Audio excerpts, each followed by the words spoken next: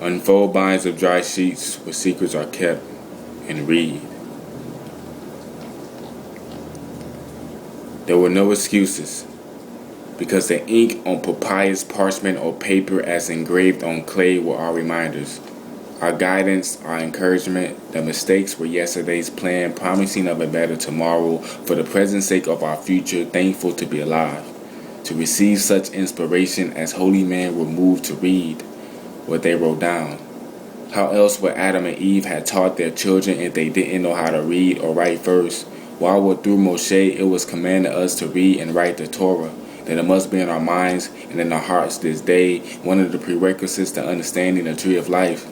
Evolution, cavemen and women scratching their heads what garbage to put in, what blessing, the ability to rise early as the birds do, to sit aside the nerdy worm and unfold binds of dry sheets where secrets are kept, to apprehend the meaning of uncomposed letters, usually separated by spaces, when the reflective light of pages into the crystal transparency of our corneas projected on the photoreceptors of our retina, then imparting to the optic nerve that transfigure into food for thought, or by means of touch, diligently moving ever so slightly across raised dots, stimulated signals sent to the brain for interpretation of beauty, of reading, and applying what you know to become a better human.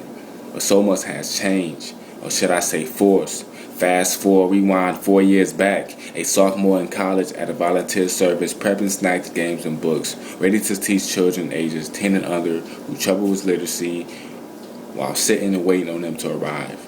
In the Catholic Church thinking, how ironic, when just 1900 years ago, the church crusaded against anyone who owned, taught, and lived by the Bible, specifically with those having nothing in common with their rebellion or was written holy, because someone said, you read this, you die.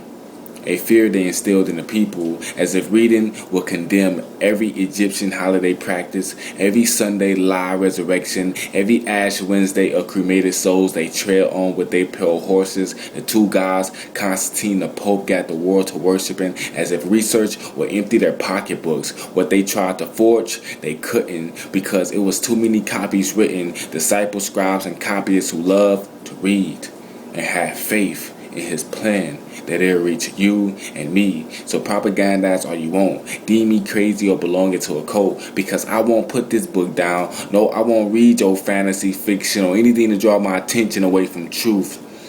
But they exceeded throughout the world, because his children hate to unfold binds of dry sheets where secrets are kept, a fear they instill within us. But why read when information now is push button watch? The television can teach you how to think, feel, love, and do, when one can walk around from head to toe looking like a newspaper, or how being poor, ignorant, and degraded has become a renewed societal acceptable malady than to be morally educated and a street scholar in the hood. Only the right information can get you out of it, but you hate to read.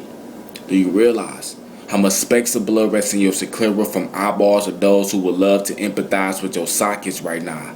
Closed-mouth skeletons would love to speak to maggots to return their pairs of twins, dark-skinned lambs, or resurrect just to hold a book for the first and last time before their coming hour. How slave masters would threaten up the weapon of constructive vocal in context of textbook, shooting from slaves' mouths by loading their eyes with knowledge in the chambers of their brains. We take for granted these two specks we depend on, this one sense more than the other four. We were not just created to covet, stare on the physical of beauty, but to behold beauty reflected of unfolded dry sheets where secrets were written to save our souls. Have we not read the prophets, the 12 apostles, Mary Betty, Virgin and Margaret Douglas, John Travis, Henry Bibb, Sarah Allen didn't rest just so you can rest your book on shelves to collect dust on it, martyred, murder for they wrote, just so you can hate to read?